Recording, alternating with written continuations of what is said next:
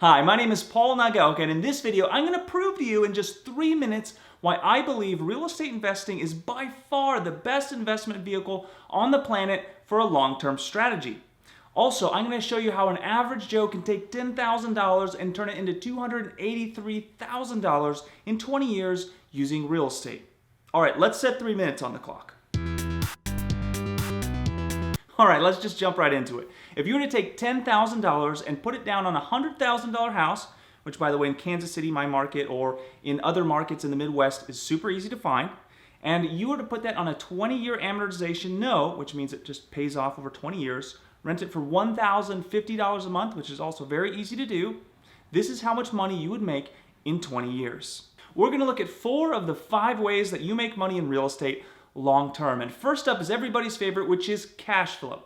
Now, if you factored your expenses right on this property, a 10% vacancy factor, repairs and maintenance, paying your mortgage payment, your taxes and insurance, and paying a property management company, that'd come out to about $1,014 a month, leaving you with a whopping $36 in cash flow per month, or $8,640 over a 20-year window. Now, if this is where real estate started and ended, this would be a horrible investment opportunity. But fortunately for us, this is only one of 4 different ways we're looking at making money on this property over the next 20 years.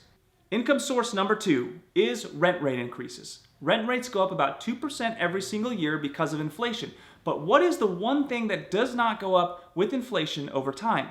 That is your mortgage. So as your mortgage is staying static like this and your rents are going up like this, you end up making the difference. So over that 20-year window, your house would rent for $1,530 a month at the end of that 20 years. And over that 20-year window, you would have made $54,147 on rent rate increases.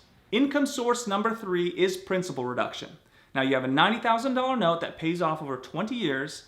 And thankfully for you, your tenant is actually footing the bill. So in that 20-year window, your principal balance will be 0 at the end of it, meaning you made $90,000. A penny saved is a penny earned.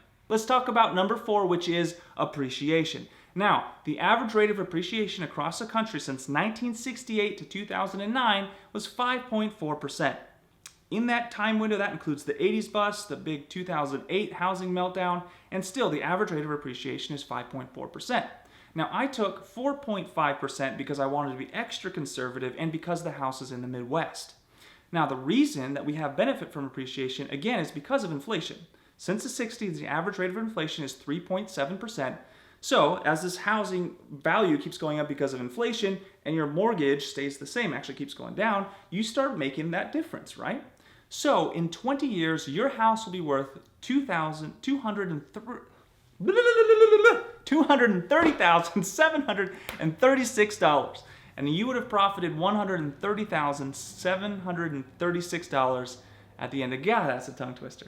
All right, now let's add all this up, and for the sake of ease and convenience, I'm just going to round, okay? So we had $8,000 of cash flow, $54,000 of rent rate increases, $90,000 of principal reduction, and $131,000 in appreciation.